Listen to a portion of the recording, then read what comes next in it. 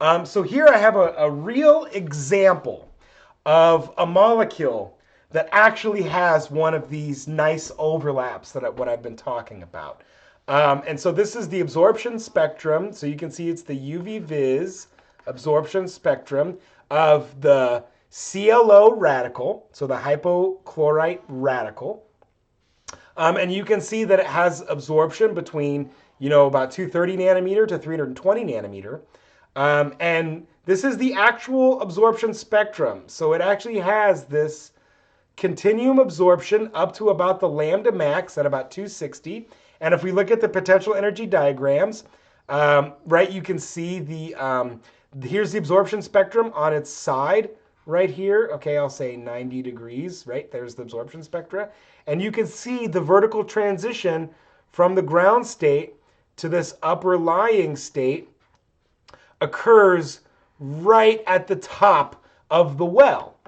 So this is actually a really cool example of something that has that perfect overlap. Okay, and so we recognize, of course, there's vibrational levels in this well, and there's vibrational levels in this well. Okay, and so what you can see here, this peak right there, that's what's giving us that value at about 260 or so nanometers, right? So that's about 260. And then now you can see there's a whole barrage of vibrational levels that are accessed, okay? And so I noted this here, VF and VI. So that 12.0, that means VF is nu equals 12, something like way up there.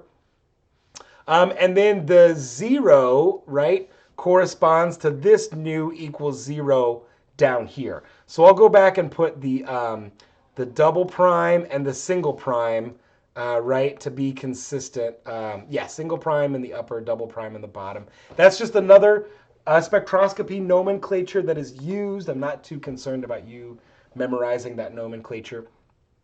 And so then what you can see really cool with the CLO UV-Vis spectra, you can see a peak for each one of those vibrational energy levels, okay, which is really neat.